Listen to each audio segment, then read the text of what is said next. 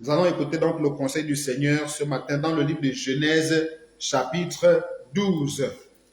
Genèse, chapitre 12. C'est là que nous allons prendre le conseil que le Seigneur a pour nous ce matin.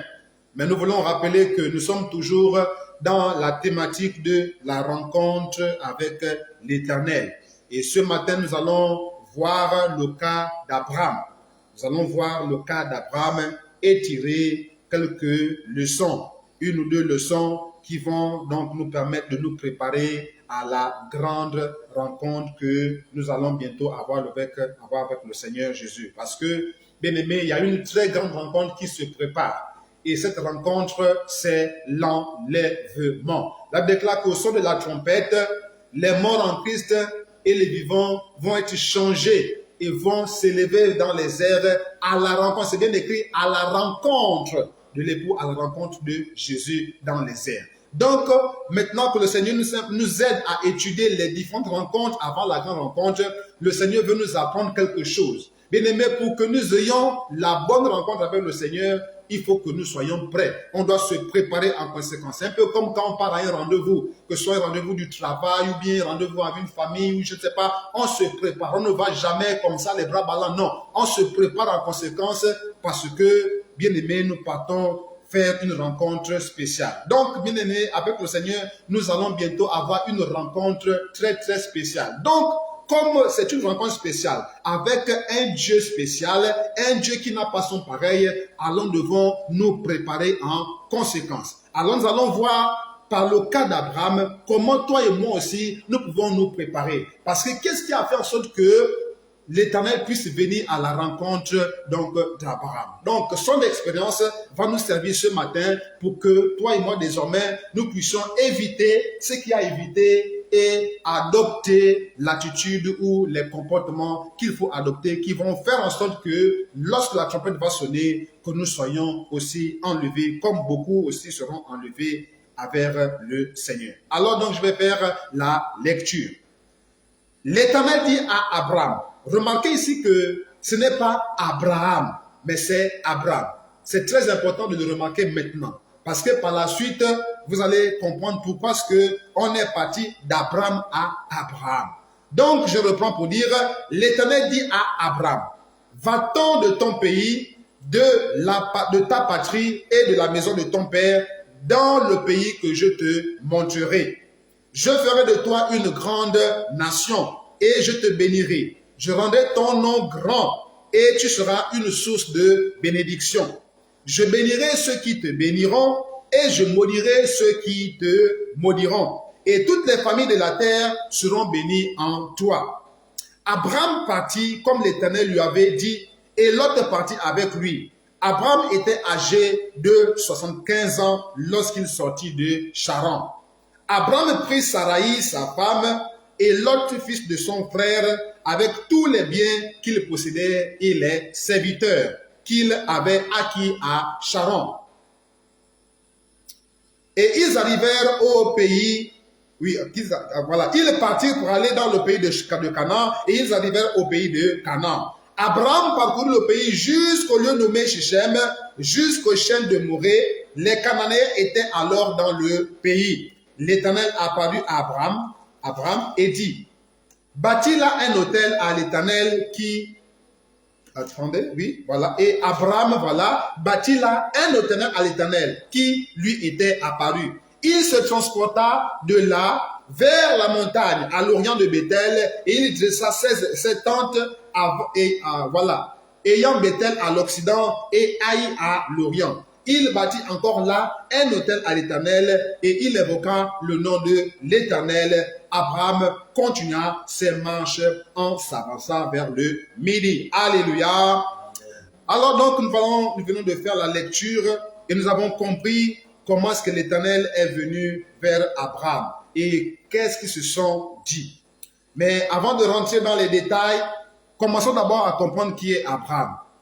À partir de là, nous allons aussi comprendre notre état à nous. Nous allons aussi comprendre notre situation à nous. Parce qu'on va se servir de l'histoire d'Abraham, on va l'appliquer à nous aujourd'hui et voir ce qui a changé, et voir ce qui a amélioré, et voir aussi ce que nous devons adopter comme bonne attitude. Alors donc, qui est Abraham? Abraham ici, c'était un homme parmi tant d'autres hommes à l'époque, parce qu'Abraham n'était pas seul à l'époque sur la terre. Les hommes avaient déjà multiplié sur la terre.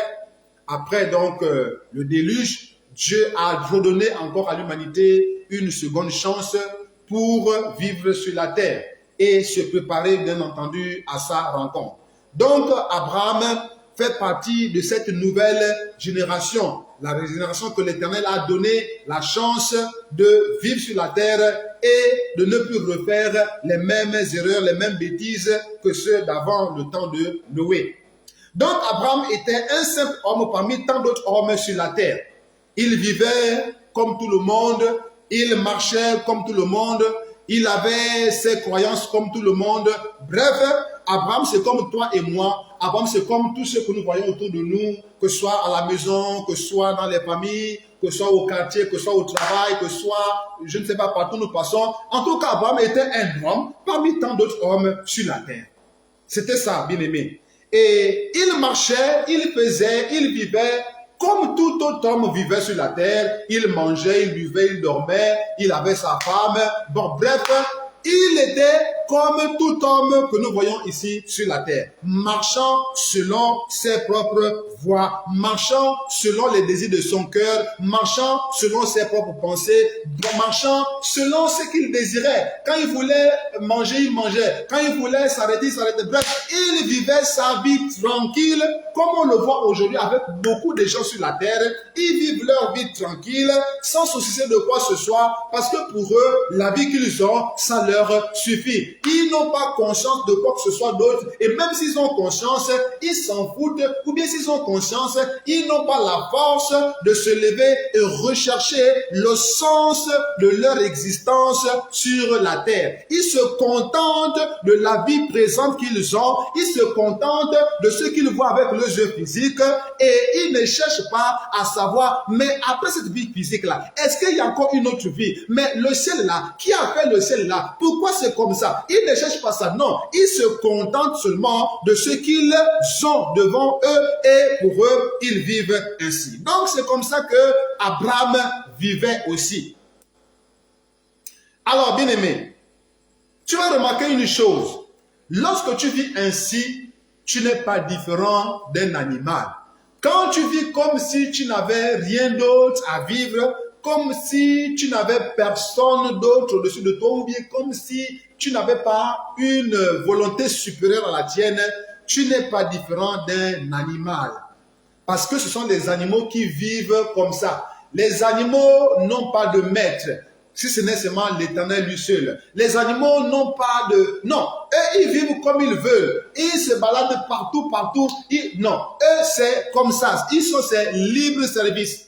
Donc, toi, humain, toi et moi qui sommes des humains, si nous vivons ainsi, si nous vivons sans pourtant avoir à l'esprit qu'il y a normalement un être qui est supérieur à nous, à qui nous devons obéissance et soumission, si nous vivons ainsi, bien-aimés, ça veut dire que nous ne sommes pas différents des animaux.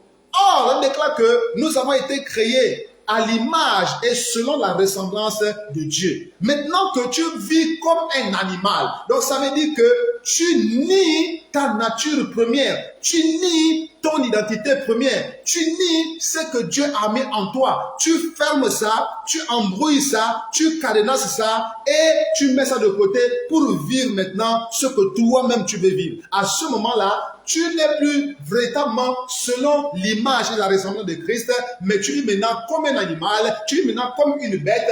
Or, il y a un être qui se définit comme une bête. Cette tête-là, c'est bien entendu le diable. Parce que c'est lui le serpent ancien, c'est lui le dragon rouge. Bref, c'est lui qu'on appelle la bête. Donc, si tu vis comme un animal, ça veut dire que tu vis comme celui qui, le premier, est appelé un animal, c'est-à-dire le diable. Et ce n'est pas ça les desseins de l'Éternel pour ta vie. Donc, en gros, pour nous résumer, bien-aimés, sachant que si nous vivons sans loi, si nous vivons sans comment dire ça, sans barrière, je veux dire, si nous vivons sans avoir à l'esprit et sans être conscients que nous avons un être supérieur à qui nous devons soumission, à qui nous devons obéissance, à qui notre volonté doit se soumettre, bien aimé, nous vivons sans foi ni loi et à ce moment-là, on est comme des animaux et donc nous sommes assujettis à un maître qu'on appelle la bête et son corps c'est le diable. Parce que bien aimé, ceux qui appartiennent à Christ véritablement ne s'appartiennent plus en réalité. Et le livre de 1 Corinthiens nous le dit. Ne savez pas que votre corps est le temple, que vous ne vous appartenez plus. Donc ceux qui sont en Christ, ceux qui marchent selon Christ ne s'appartiennent plus, mais ils deviennent la propriété de Dieu et ils sont à part. Donc c'est cela que nous devons rechercher. Nous devons rechercher cette relation à part avec le Seigneur pour que nous soyons différents des animaux, que nous soyons différents des autres, que nous soyons véritablement à part afin que le Seigneur prenne plaisir à nos vies. Donc le Seigneur veut que nous puissions marcher dans ce monde en étant à part, sans pourtant se référer à ce monde, sans pourtant se conformer à ce monde, sans pourtant copier ce monde. Nous sommes c'est vrai dans ce monde, mais nous ne sommes plus du monde, toi et moi qui avons cru, qui avons reçu la parole de Christ et qui devons nous efforcer à marcher selon cette parole. Donc, en résumé, Abraham, c'était un individu parmi tant d'autres individus sur la terre. Un homme parmi tant d'autres hommes sur la terre. Bien-aimé, quand tu vis comme n'importe quel individu, tu as un problème. Et nous allons voir le problème donc d'Abraham. Quel était son problème? Quel était le problème d'Abraham? Le problème d'Abraham, c'est qu'il ne connaissait pas l'Éternel. C'est ça le véritable problème d'Abraham. Bien-aimé, ceux qui vivent par eux-mêmes et pour eux-mêmes, ça signifie qu'ils ne connaissent pas l'Éternel. Ceux qui vivent selon leur propre cœur, ceux qui vivent selon leur propre désir, sans tenir compte de la volonté supérieure qui les domine. La volonté supérieure, c'est l'Éternel lui-même. Donc ceux qui vivent pour eux-mêmes, par eux-mêmes, en réalité, ne connaissent pas l'Éternel. Et c'était ça, donc, le problème d'Abraham. Abraham, avait un problème, il ne connaissait pas l'Éternel. Oh bien-aimé, le plus grave problème que tu puisses avoir sur la terre, ce n'est pas même tuer quelqu'un. Non, tu peux tuer quelqu'un, c'est pas très grave. Une fois, si tu as l'argent, tu vas seulement corrompre la justice, on te met un tout petit peu en prison et tu sors. Ce n'est pas casser la maison de quelqu'un qui a un grand problème. Ce n'est pas perdre sa maison qui a un problème. Ce n'est pas perdre ses enfants qui a un problème. Ce n'est pas perdre sa femme qui a un problème. Bref, bien aimé, il n'y a aucun problème plus grave que celui de ne pas connaître l'Éternel. Bien aimé, quand tu ne connais pas l'Éternel, tu es en danger. Tu es en danger. Ne pas connaître l'Éternel, bien aimé, tu es vraiment exposé. Lisons le livre de Romains, chapitre 2. Romains, chapitre 2, et on va voir un peu ce qui se passe. Romains, chapitre 2, on va lire juste les versets 5 et 8. Alors, Romains 2, verset 5 dit ceci. Alors, on peut commencer à partir du verset 3. Et penses-tu, ô homme, qui juge ceux qui commettent de telles choses et qui les fait, que tu échapperas au jugement de Dieu? Ou méprises-tu les richesses de sa bonté, de sa patience, de sa longanimité, ne reconnaissant pas que la bonté de Dieu te pousse à la repentance, mais par ton endurcissement et par ton cœur impénitent, tu t'amasses un trésor de colère pour le jour de la colère et de la manifestation du juste jugement de Dieu. Donc, bien-aimés, tous ceux qui ne connaissent pas l'Éternel sont exposés à la colère de l'Éternel. Tous ceux qui vivent dans l'endurcissement de leur cœur, tous ceux qui vivent dans l'endurcissement des désirs de leur cœur pour les satisfaire, ils sont exposés en réalité à la colère de l'Éternel. C'est ce que Romains ici nous fait comprendre. Parce que bien aimé, quand tu vis sans l'Éternel, quand tu vis en dehors de l'Éternel, quand tu fais comme si l'Éternel n'existait pas et que c'est toi qui es le maître de ta vie, bien aimé, tu t'exposes à la colère de ton Dieu. Et Hébreu nous dit quoi? Prépare-toi à la rencontre de ton Dieu. Pourquoi? Parce que justement, ce Dieu-là, c'est un feu dévorant. Donc, bien aimé, quand nous lisons quand même le livre de Jean, chapitre 3, verset 36, on comprend, bien aimé, que celui qui croit au Fils a la vie éternelle. Celui qui ne croit pas au Fils ne verra point la vie, mais la colère de Dieu demeure sur lui. Donc, bien aimé, pour résumer, pour ne pas aller loin, nous comprenons simplement que quand tu ne connais pas l'Éternel, quand tu vis comme si tu ne connaissais pas l'Éternel, quand tu fais tes choses comme si Dieu n'existait pas, quand tu marches dans ta vie de tous les jours comme si l'Éternel n'existe pas, comme s'il n'y a pas un Dieu qui est venu mourir à la croix pour toi, quand tu vis ainsi, bien-aimé, qu'est-ce qui se passe? En réalité, tu t'exposes à la colère de ce Dieu-là. Parce que ce n'est pas normal que Dieu te donne la vie et tu mènes cette vie-là comme toi tu veux. Non, ce n'est pas normal. Ce n'est pas normal. C'est un peu comme nos enfants. Nous, pourquoi est-ce que parfois nous punissons nos enfants? Parce qu'ils posent des actes qui sont contraires à la logique qu'on leur apprend. Un enfant qui est désobéissant, on le punit. Pourquoi? Parce que justement, il ne fait pas la volonté qui lui est communiquée. C'est aussi la même chose avec notre Dieu. Notre Dieu, c'est aussi un Père pour nous. Donc, quand nous ne marchons pas selon sa volonté, quand nous ne faisons pas les choses que lui nous demande de faire, il y a la colère dans son cœur. Et donc, à ce moment-là, si tu vis dans cette colère-là et que tu meurs sur cette colère-là, c'est lui-même l'Éternel que tu vas rencontrer. Or, il est écrit, malheur à celui qui tombe entre les mains du Dieu vivant. Donc, pour résumer à ce niveau-là, nous devons comprendre que quand tu ne connais pas l'Éternel, tu t'exposes à sa colère. Et bientôt, la colère de l'Éternel va frapper la terre. Bientôt, le Seigneur viendra chercher son église et tous ceux qui vont rester sur la terre vont subir un châtiment terrible qu'ils n'ont jamais vécu, qui n'a jamais existé avant et qui ne pourra plus jamais exister après.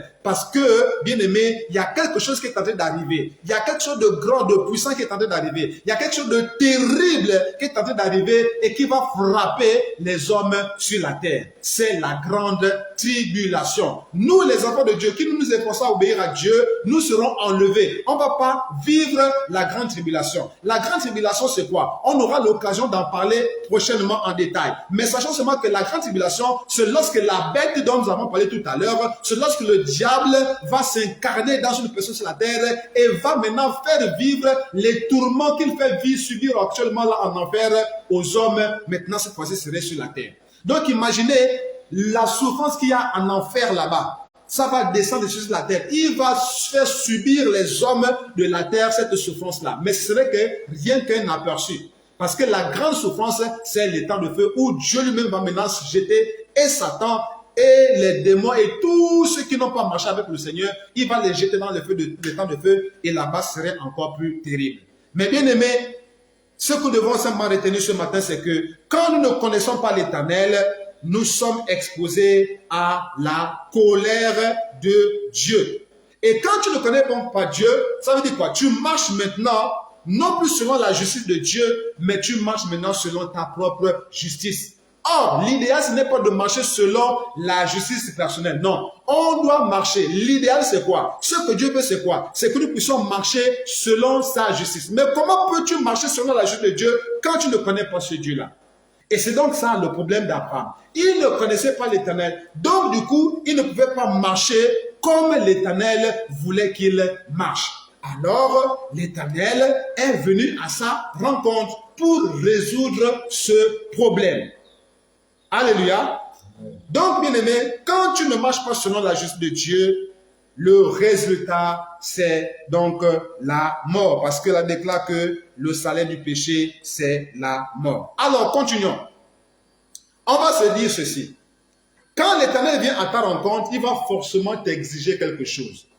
Il va forcément te demander quelque chose. L'Éternel ne viendra jamais à ta rencontre et te regarder et te laisser continuer ta vie comme tu veux. Non, ce n'est pas possible.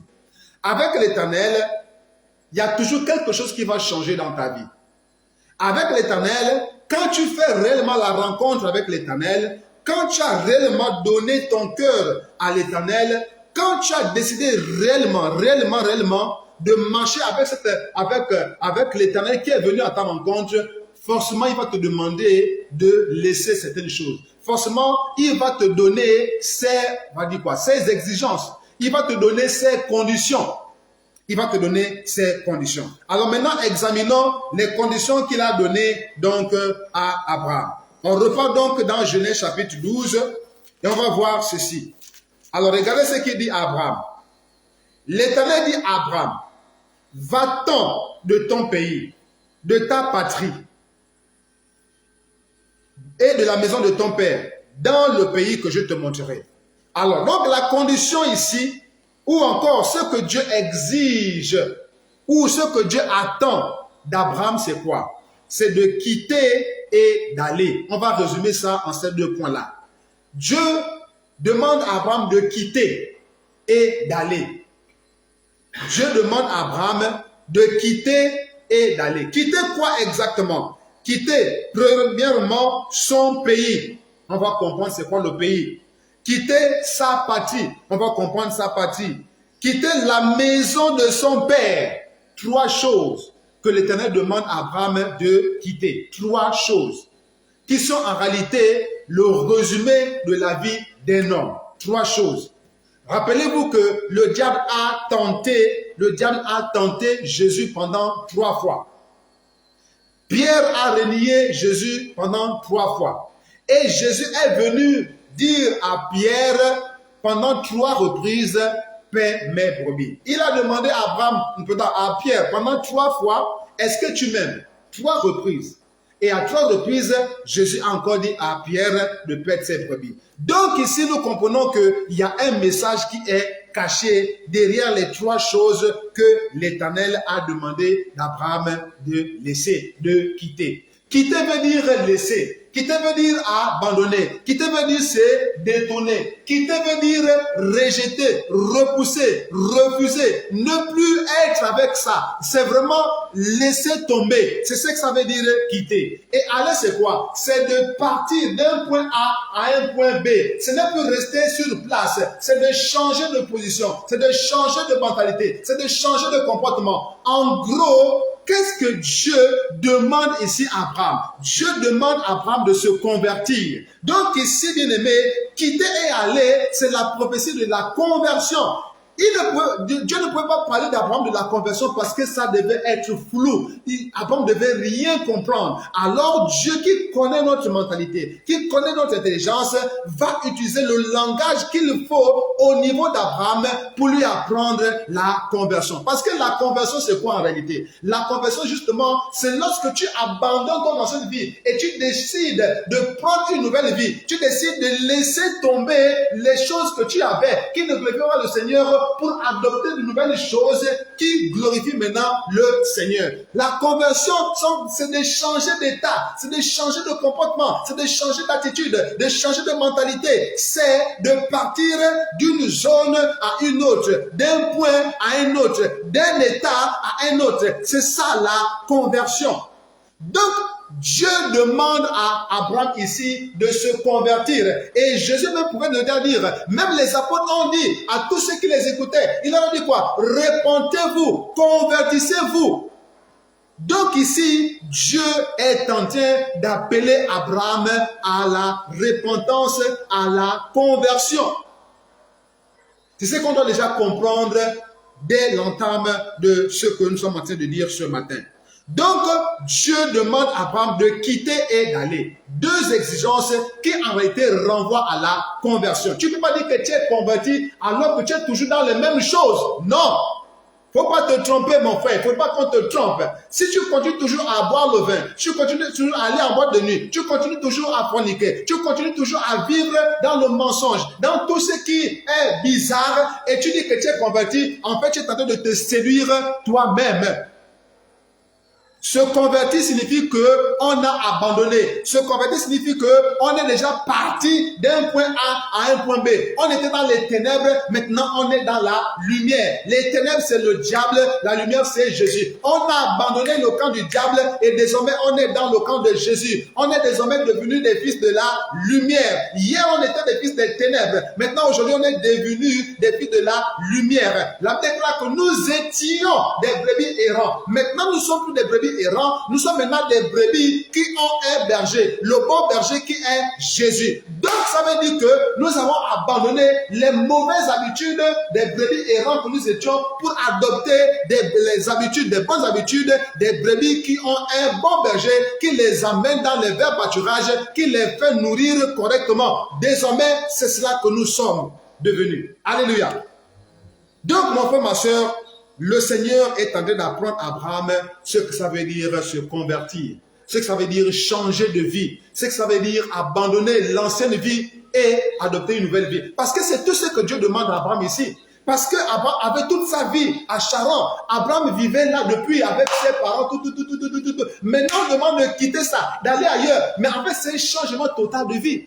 C'est comme par exemple, j'étais là, à un moment donné, je louais. Maintenant, j'ai construit ma maison, peut-être dans un autre quartier ou bien dans une autre ville. C'est un changement total. La vie de célibataire que j'avais, c'est changé. La vie de locataire que j'avais, c'est changé. La vie de ceci que j'avais, ça va forcément changer. Donc, en fait, c'est un changement de vie que le Seigneur propose à Abraham. Et c'est ça le sens même de la conversion. C'est un changement total, un changement radical de vie. Alléluia. Alors, bien-aimés, comprenons maintenant ceci. Ce que Dieu demande à Abraham, c'est un changement radical. C'est vraiment un changement total, en fait. C'est converti totalement. En gros, Dieu veut apprendre à Abraham l'obéissance à sa volonté à lui. Non plus obéir à ses instincts charnels. Dieu veut montrer à Abraham que Abraham doit maintenant lui obéir à lui. Parce que ce qui s'est passé quoi? C'est que Abraham, comme on l'a dit tout à l'heure, c'est quelqu'un qui était parmi tant d'autres hommes sur la terre. Il faisait ce qu'il voulait, il mangeait, il buvait, il faisait... Bref, il menait sa vie comme il entendait. Maintenant, Dieu va dire non. Ce n'est plus comme ça que tu dois vivre. Désormais, tu ne vas plus obéir à la voix de ta chair. Désormais, tu ne vas plus obéir à la voix de tes parents. Désormais, tu ne vas plus obéir à la voix des hommes autour de toi. Désormais, la seule voix à laquelle tu dois obéir, c'est ma voix à moi. Donc ici, Dieu veut apprendre à Abraham l'obéissance à sa voix. Dieu veut maintenant qu'Abraham écoute la voix de l'Éternel et marche maintenant selon la voix de l'Éternel. Toi et moi, désormais, nous devons être comme Abraham. Lorsque nous venons à la rencontre de l'Éternel, la voix que nous devons maintenant écouter, le son de la voix que nous devons maintenant écouter, c'est la voix de l'Éternel. Voilà pourquoi Jésus pouvait déjà le dire dans le livre de Jean chapitre 10. Il dit que mes brebis entendent ma voix. Mes brebis entendent ma voix. Donc si toi et moi, nous sommes les brebis du Seigneur, nous devons maintenant écouter la voix de Jésus. On ne doit plus écouter la voix des hommes bien-aimés. Quand Dieu dit que arrête de mentir, il faut écouter cette voix-là. Quand Dieu te dit que arrête par exemple de te maquiller, il faut écouter cette voix-là. Quand Dieu te dit par exemple arrête de porter les faux cheveux, les faux cils, il faut arrêter de faire cela. Pourquoi? Parce que ça c'est maintenant cette voix-là que tu dois maintenant écouter. Tu ne dois pas écouter la voix de ceux qui disent oh non, Dieu ne regarde qu'au cœur, Dieu ne regarde pas ces choses, ça c'est des choses physiques. Bien aimé, si tu écoutes cette voix-là, ça veut dire que tu n'es pas réellement converti. Ça veut dire que Jésus n'est pas ton berger. Parce qu'en réalité, les brebis écoutent seulement la voix de leur berger. Remarquez une chose, quand deux bergers se rencontrent, chacun vient avec son troupeau et les deux troupeaux se mélangent. Vraiment, c'est quelque chose d'extraordinaire. Quand les deux bergers ont fini de parler, chacun va maintenant de son côté. Quand un va seulement crier ou bien va parler, ces brebis vont se lever. Ces brebis ne vont pas suivre l'autre berger, non. Pourquoi? Mais parce qu'ils ne connaissent pas la voix de l'autre berger. Quand ce berger-là va dire, vous allez voir toutes ces brebis s'élever et le suivre. Pourquoi? Mais parce que les brebis-là connaissent la voix de ce berger-là. C'est toi et moi aussi, ces brebis. Ces brebis qui connaissent la voix de leur berger. Notre berger, c'est Jésus-Christ.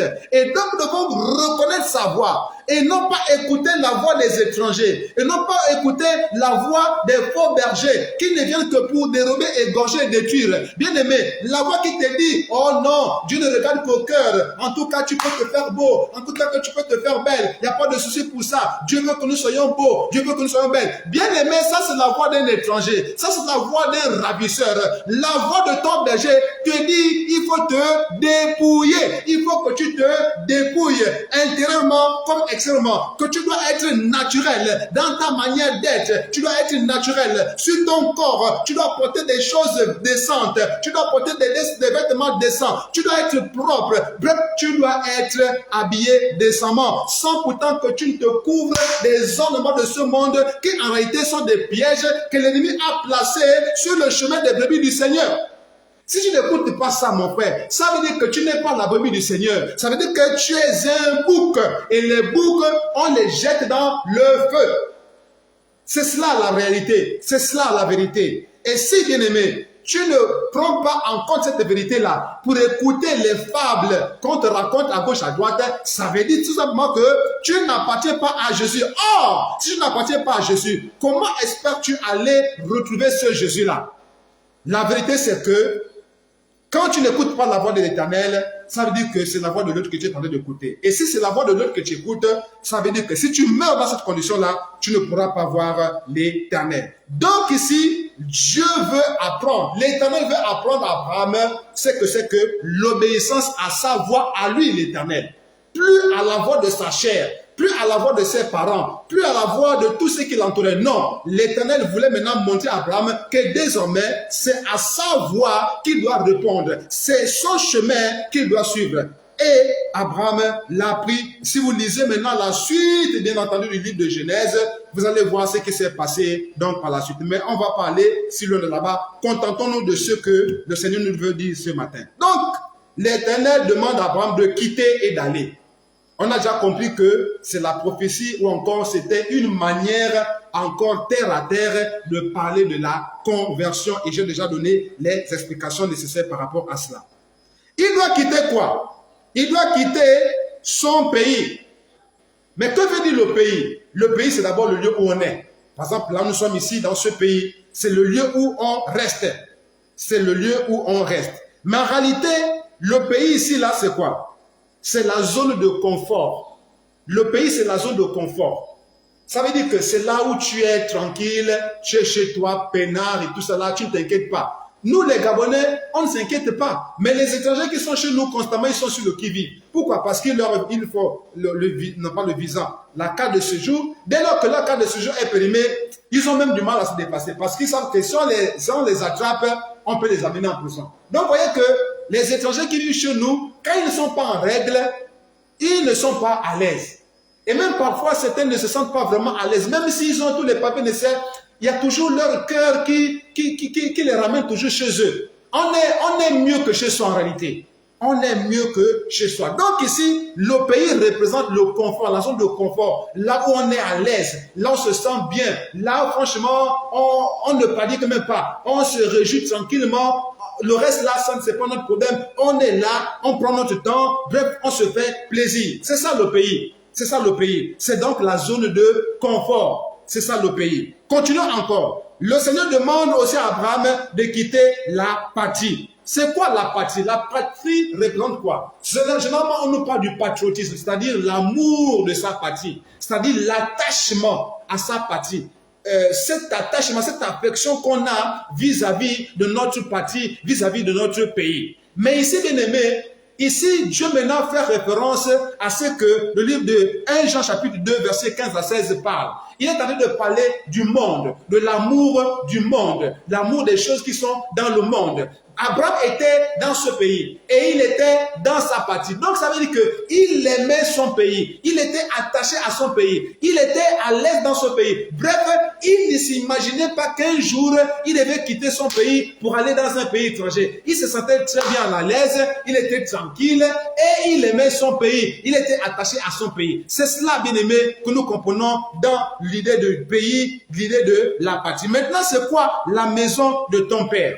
Ici, la maison de ton père, ça représente le cadre familial. Mais ça représente aussi la douceur familiale. Ça représente la protection familiale. Ça représente le bon climat familial. En fait, quand nous voyons la maison de son père, ça veut dire que Abraham est encore un enfant. Parce qu'on dit la maison de son père. Normalement, quand on est adulte, on ne doit plus vivre dans la maison de son père. Tu dois vivre dans ta propre maison. Tu dois construire ta propre vie. Mais pourquoi l'Éternel souligne quitte la maison de ton père? Donc ça veut dire qu'Abraham était encore sous l'autorité de son père. Abraham était encore un enfant dans la maison de ton père. Et remarque, même si tu es déjà grand, mais quand tu viens dans la maison de ton père, même si tu as une femme et des enfants, même si tu es quoi, même si dehors tu grondes, mais quand tu es dans la maison de ton père, tu te fais petit. Alléluia.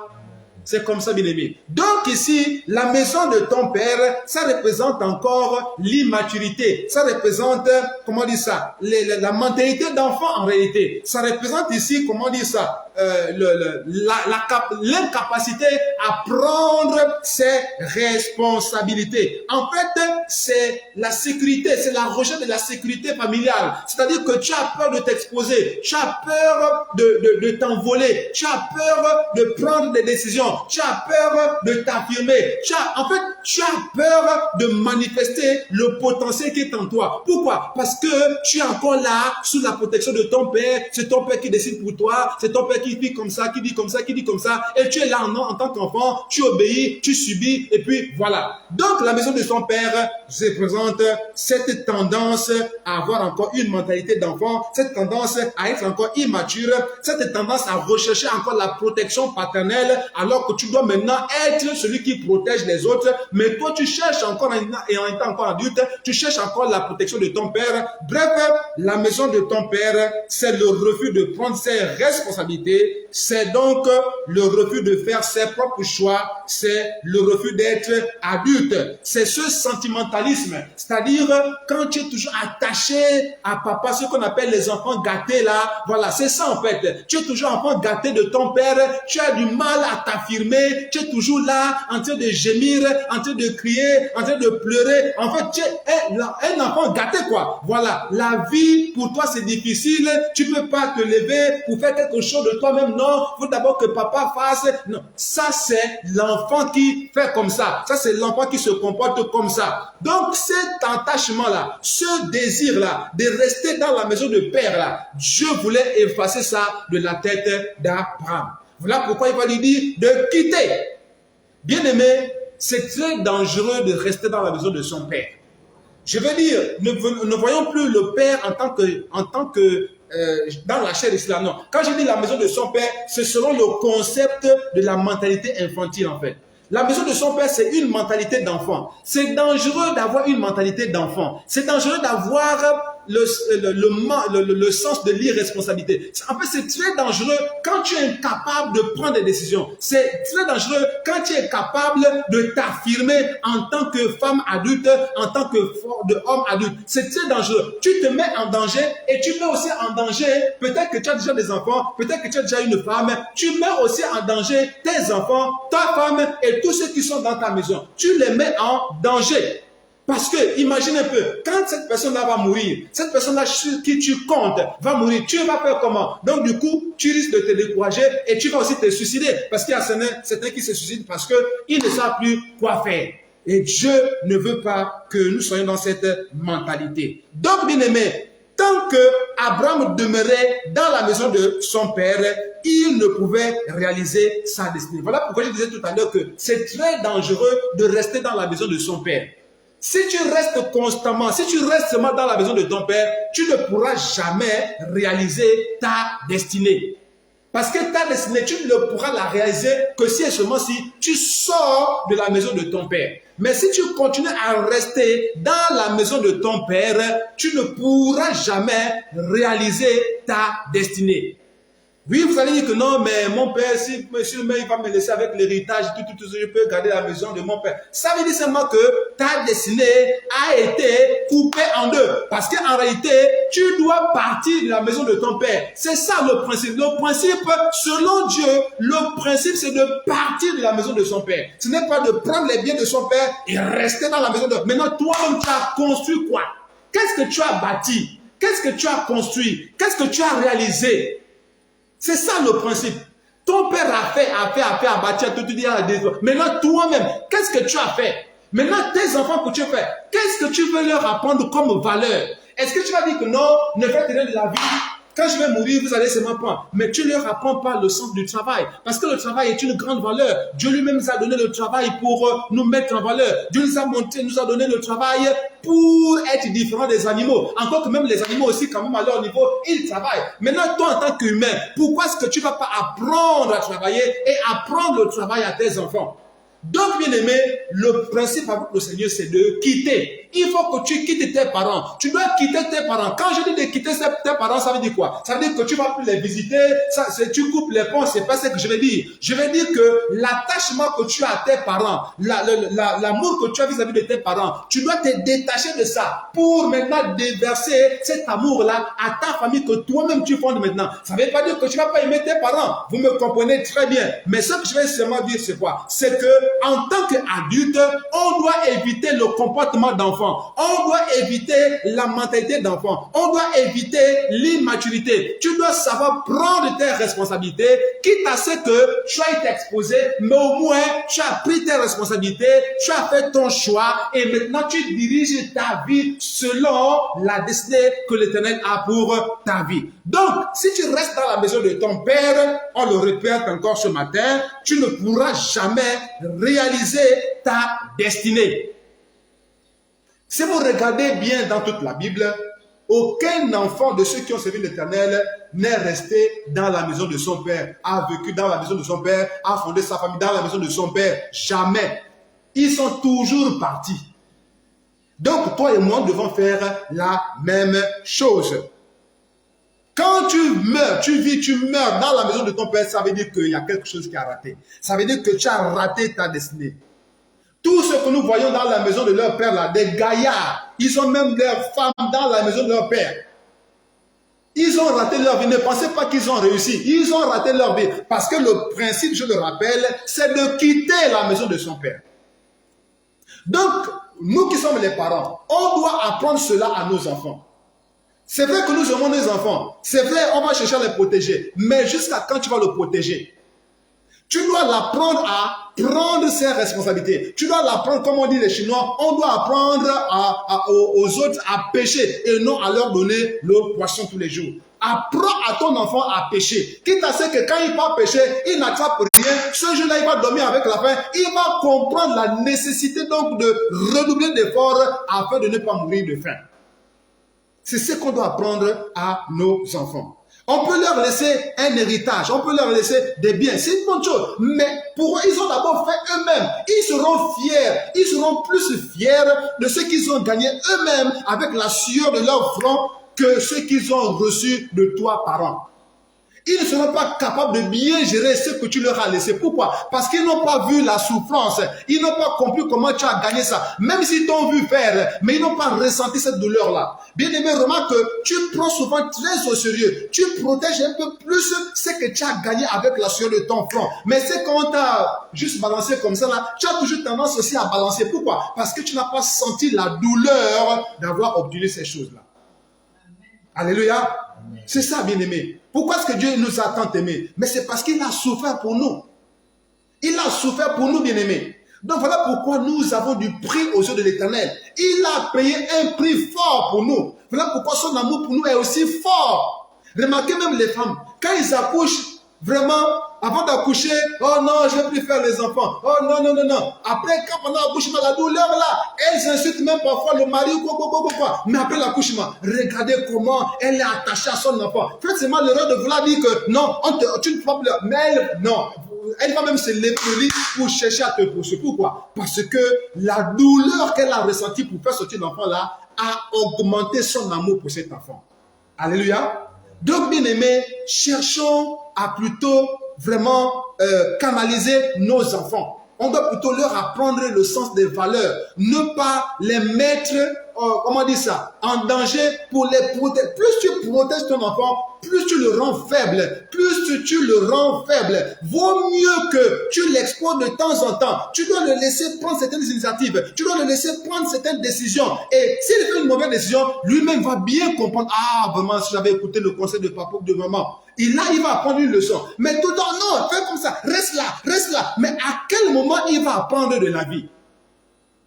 Bien aimé, la Bible déclare que toute chose concourt au bien de ceux qui aiment Dieu, de ceux qui sont appelés selon ses desseins. Donc, parfois les erreurs que nous faisons, c'est pour notre propre bien aussi. Donc, en gros ici, nous voulons seulement dire que nous devons laisser nos enfants la possibilité d'apprendre. Et c'est ce que l'Éternel a voulu donc apprendre à Abraham. De quitter son père, de quitter la maison de son père, parce que l'Éternel voulait l'amener à réaliser sa destinée. Donc, pour nous résumer à ce niveau-là, tant qu'Abraham demeurait dans la maison de son père, il ne pouvait pas réaliser sa destinée. Or, nous comprenons, nous connaissons, nous qui sommes les lecteurs de la Bible, nous connaissons la destinée d'Abraham. Nous connaissons ce qu'Abraham a reçu par après, comme promesse et tout ça là. Dieu l'a dit au chapitre 15, compte les étoiles, telle sera ta descendance. Et pourtant, Abraham, lui, il n'avait pas d'enfant au départ. Sa femme était stérile. Donc, il a vécu des années durant sans enfant. Il était désespéré. Mais parce qu'il a réussi à quitter la maison de son père, alors il a eu une grande descendance. Toi et moi, nous sommes la descendance d'Abraham. Par la foi. Alléluia. Donc, bien aimé, voilà ce que nous devons comprendre ce matin. Et là, ça m'amène donc à voir maintenant les bénéfices que nous avons à quitter et à aller selon l'ordre que l'Éternel nous demande d'obéir. Selon que le Seigneur nous demande de nous convertir, de nous repentir, de nous convertir, quels sont les bénéfices? Autrement dit, quand tu te convertis réellement, quand tu décides d'abandonner ton ancienne vie, quand tu décides maintenant de marcher avec le Seigneur, quand tu décides maintenant d'obéir à la voix de l'Éternel, quels sont les bénéfices que tu as? Qu'est-ce que tu gagnes réellement? Au fond, qu'est-ce que tu gagnes? La première chose que tu gagnes, bien-aimé, c'est d'abord que Dieu va te donner des promesses qui sont sûres et certaines de se réaliser. Ça, c'est la première chose que tu gagnes. C'est-à-dire que Dieu va te promettre des choses. Quand tu es avec lui, quand il va te dire maintenant, bon, allons-y ensemble, la première chose qu'il va te faire d'abord, c'est des promesses. Il va te promettre beaucoup de choses. Et quand nous lisons la parole de Dieu, depuis que Abraham a rencontré l'Éternel, jusqu'à un certain niveau, l'Éternel a répété à plusieurs reprises des promesses à Abraham. Lisez seulement à partir du chapitre 12 jusqu'au chapitre 17, même 18. Dieu ne faisait que rappeler à Dieu les promesses qu'il avait déjà faites dès le départ. Dieu avait fait à Abraham des promesses. Et donc Dieu, tout le long qu'il marchait avec Abraham, ne faisait que lui répéter, je vais te faire, je vais te bénir, je vais faire ton nom grand. N'inquiète pas, marche seulement avec moi, je vais te faire ceci, marche seulement avec moi, sois seulement à mes côtés, je vais te faire ceci. Quand vous lisez les chapitres 12, 13, 14, 15, 16, 17, 18 là, vous allez remarquer que l'Éternel va à chaque fois répéter des promesses à Abraham. Bien aimé, quand l'Éternel te fait une promesse, il va toujours les réaliser. Pourquoi? Parce que l'Éternel est celui qui a des promesses qui se réalisent toujours. Quel que soit le temps que ça va prendre, ça va toujours se réaliser si et seulement si tu décides de rester avec l'Éternel. Si et seulement si tu décides de marcher avec l'Éternel, ces promesses pour ta vie vont se réaliser assurément au temps convenable. Alléluia. Je ne vous raconte pas l'histoire d'Abraham, vous la connaissez tous. Nous la connaissons tous, l'histoire d'Abraham. Les promesses qu'Abraham a reçues de l'Éternel, il les a reçues. Non seulement d'abord avec Isaac, il a reçu Isaac, parce que ça c'était le fils de la promesse, mais il a dit aussi que le sceptre de commandement ne sortira jamais de ta maison. Il a eu David comme roi, et Jésus, qui est donc le roi suprême, c'est la descendance d'Abraham. Donc, quand Dieu te fait des promesses, il va toujours les réaliser au temps convenable. Pourvu seulement que tu sois fidèle, c'est tout. Alléluia. Donc, ça c'est la première chose, ça c'est le premier bénéfice. Tu vas recevoir de l'Éternel des promesses qui vont toujours se réaliser au temps convenable. La deuxième chose que tu reçois de l'Éternel, c'est d'entrer dans une alliance meilleure avec lui. Vous savez, lorsque nous naissons, en réalité, nous naissons déjà avec des alliances. Des alliances de famille, des alliances de sang, des alliances avec les ancêtres de la forêt, de la savane. Bon, en tout cas, ça vous connaissez, la tradition vous connaissez, les rites traditionnels vous les connaissez. Je ne peux rien vous apprendre à ce niveau. Mais sachez que ce sont des alliances que nos grands-parents, nos arrière-parents ont tissées avec les esprits. Parce que les esprits de forêt là, en réalité, sont des démons. On parle de génies, les génies. Ce sont les démons en réalité. Les fantômes dont on parle, ce sont les démons en réalité. Donc en fait, nos parents, nos grands-parents, nos arrière-parents ont fait des alliances avec ces esprits-là. Et ces alliances-là nous poursuivent, nous qui sommes leurs descendants.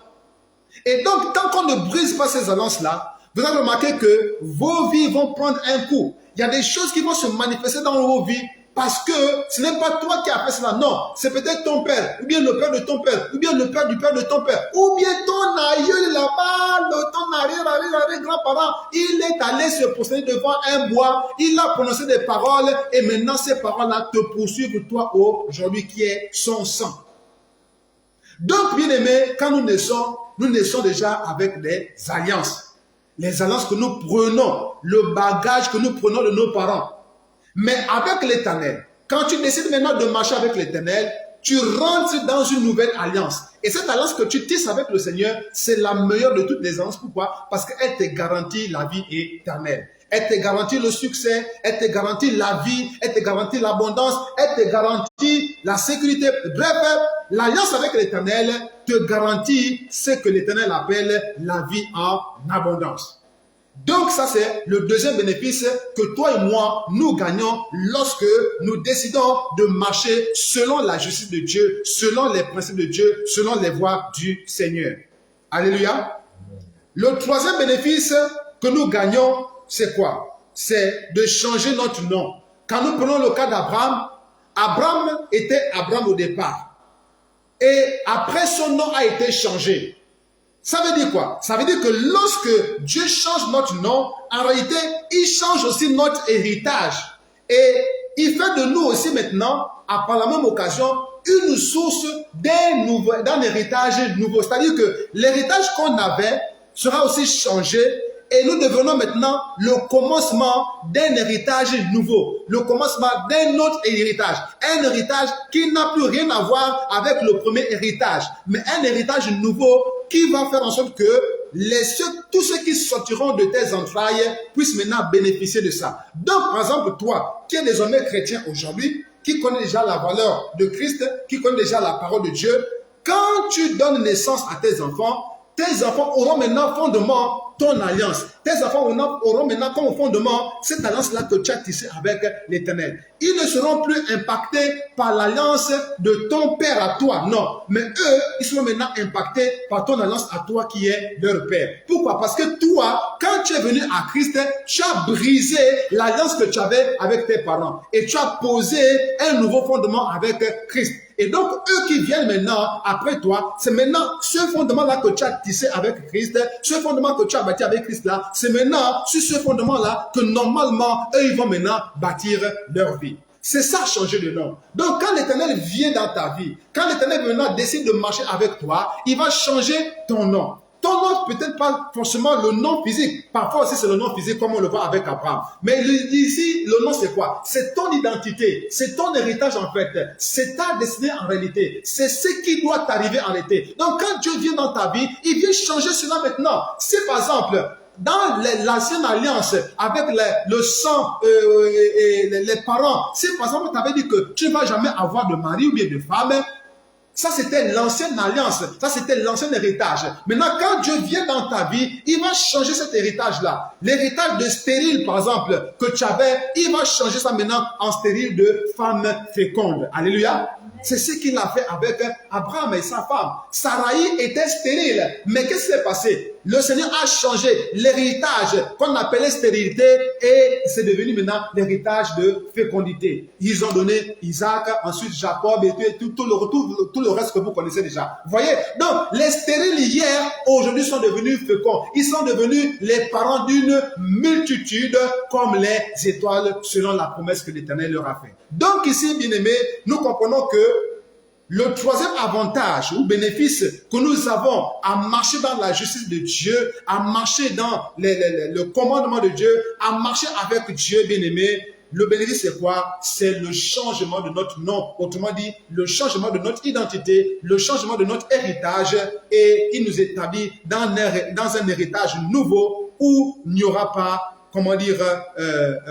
Dieu dit que c'est la bénédiction de l'Éternel qui régit ne se comporte d'aucun chagrin. Donc l'héritage nouveau dans lequel l'Éternel nous établit, ce sera un héritage où il n'y aura point de chagrin parce que cela vient de l'Éternel lui-même et il se chargera de protéger cela à cause de sa miséricorde. Alléluia. Donc voilà, bien aimé, le troisième bénéfice. Et pour terminer, le quatrième bénéfice, bien aimé, c'est qu'on rentre dans une destinée glorieuse. Une destinée qu'on ne pensait même pas avoir, bien aimé. Nous rentrons dans une destinée glorieuse, une destinée au-delà de toute pensée humaine. Et la destinée glorieuse ici, là, c'est quoi? C'est bien entendu le paradis, le ciel, la vie éternelle. Bien aimé, quand tu marches avec l'Éternel, quand tu décides d'abandonner ton ancienne vie pour adopter maintenant la nouvelle vie que Jésus te donne par sa mort et sa résurrection, bien aimé, là, à partir de là, tu es rentré dans un couloir qui t'amène forcément à terminer dans une glorieuse destinée. Et je reprends pour dire que la destinée glorieuse ici, là, c'est la vie éternelle, c'est la vie au ciel, c'est la présence de Dieu en permanence et d'éternité en éternité. Voilà, bien aimé. Quand nous lisons le livre de Genèse chapitre 25, on dit que Abraham est mort rassasié de longs jours. Et bien aimé, nous savons que Abraham aujourd'hui se trouve au ciel. Il n'y a aucun doute là-dessus. Abraham aujourd'hui se trouve au ciel. Les Écritures l'attestent. Donc Abraham est rentré dans la destinée glorieuse. Il est rentré dans sa destinée glorieuse. Il est rentré dans sa destinée glorieuse. Nous, aujourd'hui, nous sommes la preuve que Abraham est au ciel. Pourquoi? Parce que nous sommes les descendants d'Abraham.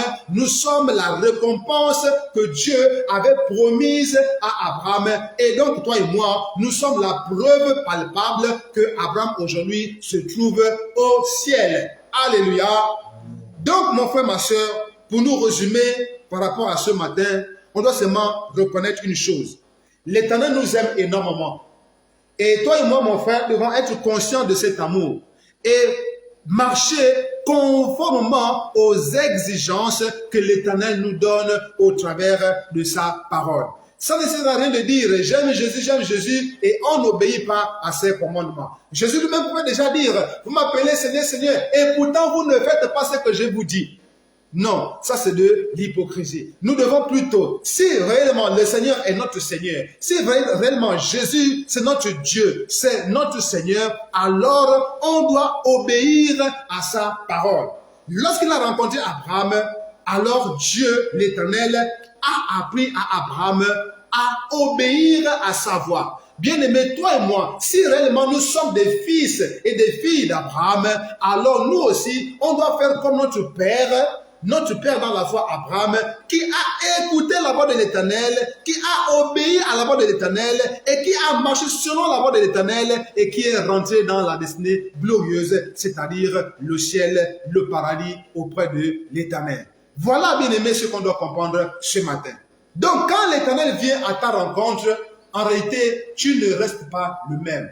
Regarde ta vie, bien aimé. Est-ce que tu es toujours le même? Si tu as changé, gloire à Dieu. S'il y a encore des choses à changer, s'il y a encore des choses à améliorer, c'est l'occasion, mon frère, ma soeur, de le faire. Parce que si tu ne le fais pas, si tu restes toujours dans la même catégorie, si tu restes toujours dans les mêmes conditions, si tu restes toujours dans le même état d'esprit, ça veut dire que, bien aimé, à ta mort, tu ne pourras jamais rentrer dans ta destinée glorieuse. La Bible déclare que Abraham crut et cela lui fut imputé comme justice.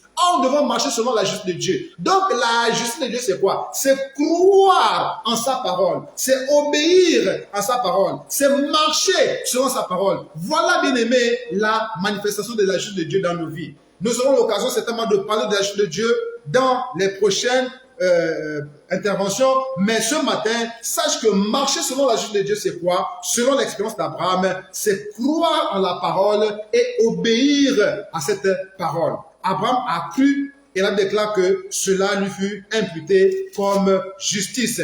Toi et moi, si et seulement si, nous sommes les fils d'Abraham, nous sommes les filles d'Abraham. Bien aimé, il n'y a qu'une seule chose à faire pour démontrer cela. Abraham l'a démontré. Chapitre 15 de Genèse, verset 6, il est écrit, Abraham eut confiance en l'Éternel qui le lui imputa à justice. Donc, si tu as vraiment cru en Jésus, en réalité, tu dois marcher dans l'obéissance à la parole de Dieu. Tu dois éviter les raisonnements. Si tu veux raisonner, va simplement raisonner devant Dieu dans la prière. Tu vas à genoux devant l'Éternel.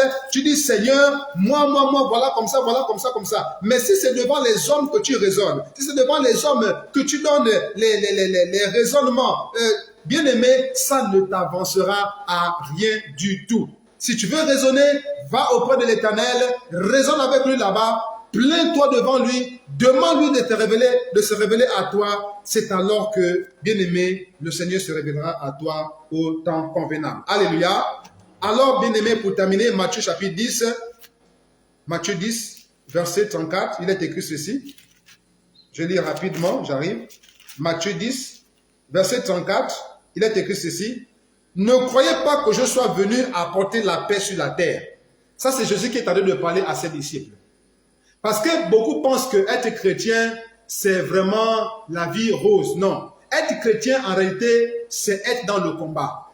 Quand tu es déjà chrétien, ça veut dire que tu es rentré dans le combat aussi. Quand tu es chrétien, ça veut dire que tu es rentré dans le combat.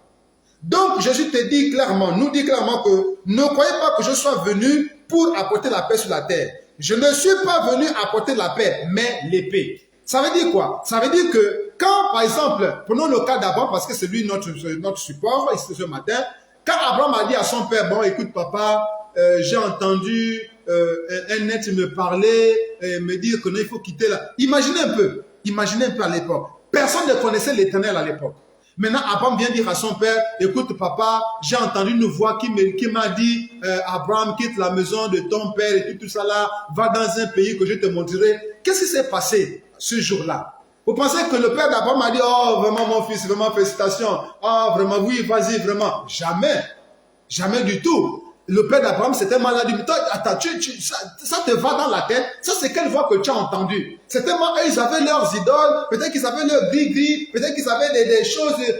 Donc, vous voyez qu'il y a eu un débat. Il y a eu peut-être un conflit. Mais en tout cas, ça s'est pas forcément bien passé quand Abraham leur a dit que non, je m'en vais. Forcément, là, peut-être c'était de fou. On l'a traité peut-être. En tout cas, on l'a traité de tous les noms possibles. Toi, tu as entendu quelle voix? Ça, c'est dans ta tête. Peut-être que tu commences à devenir fou. Viens, on va te guérir. On va t'amener chez quelqu'un là-bas, on va te guérir. Certainement, on l'a parlé comme ça. Comme aujourd'hui, on appelle les fous ceux-là qui marchent selon la vérité. Comme aujourd'hui, on appelle les fous ceux-là qui prêchent la vérité pure. On les appelle les fous. On les chasse, on les abandonne. Bref, c'est ce qui s'est passé, bien aimé.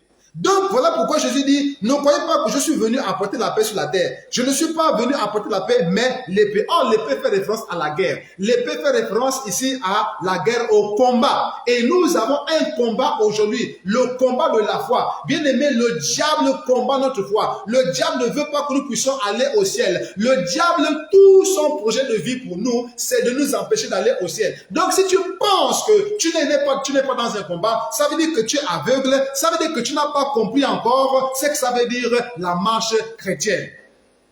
Parce que Dieu te dit ici, je lui te dis que ne crois pas que je suis venu apporter la paix. Donc, dès que tu te dis que tu es chrétien, dis-toi aussi que tu as proclamé la guerre à Satan. Et donc, tous les jours que tu vis, c'est un jour de guerre. Tu dois être conscient que tu es en guerre. Alors, je continue.